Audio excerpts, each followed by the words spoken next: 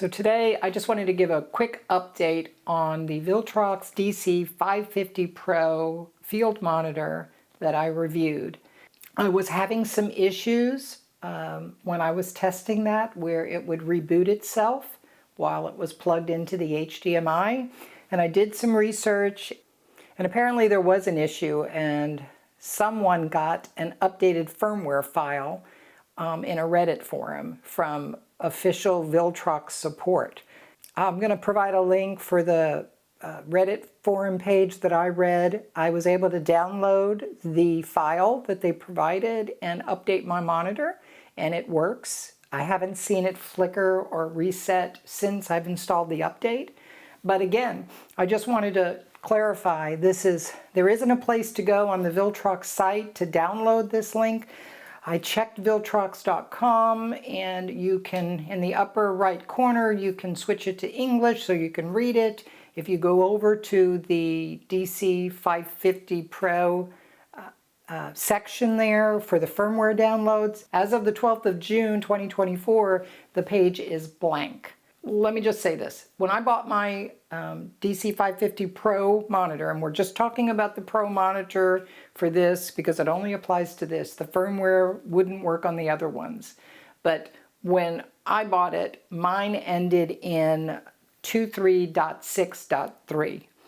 And the one that they were providing for in the Reddit forum ends in .4. So it's a fix for apparently the bug that was causing the reboot of the monitor. You know, I was a little hesitant about downloading something from a link and installing it on my monitor, but I went through the process to do the install, and I'll show you that in just a second. It's really simple to do.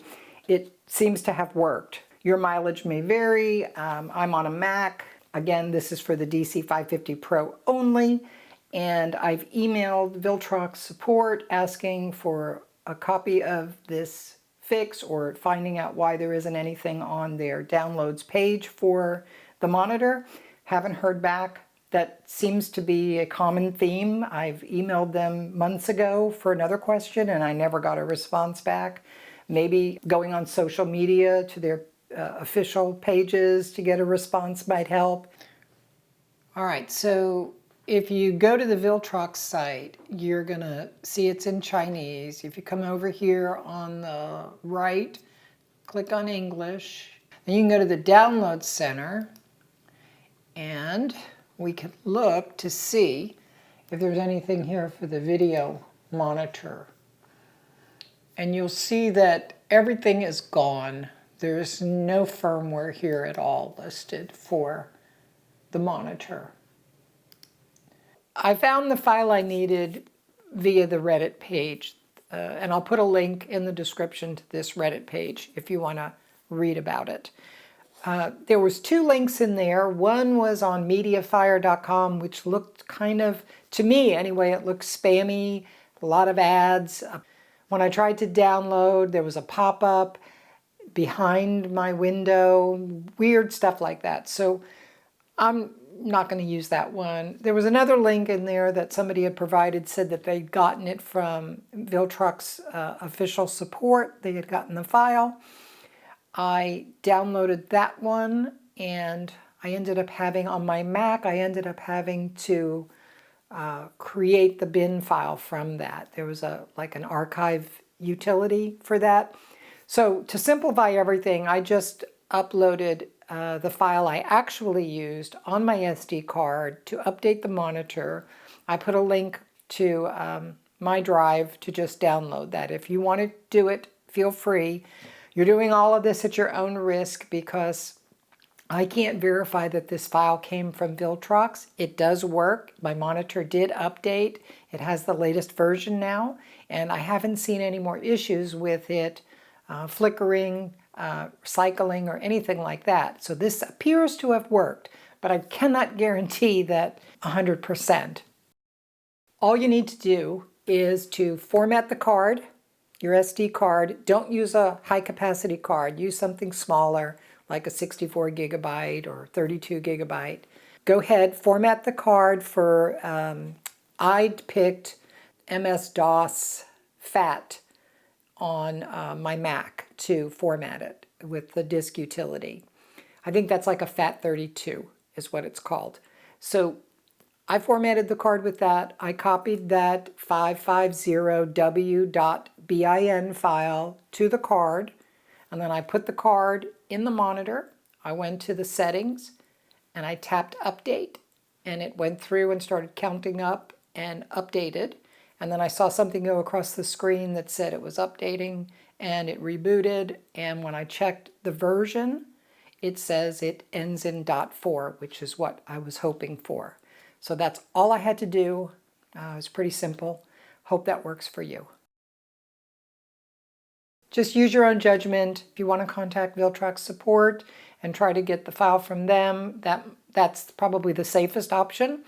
But if you don't want to wait and you are having a problem with the Viltrox DC550 Pro, this is for the Pro monitor. If you're having the problem with the .3 version at the end, then you'll want the .4 version. It seems to be working better, and a couple of other folks in that Reddit forum said the same thing.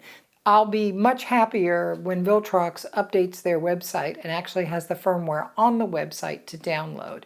I think this is really remiss on their part. I don't know what the reason is or what's going on, but it's making me a little hesitant about buying future Viltrox products. Obviously, I bought mine months and months ago. I can't return it, so it's mine.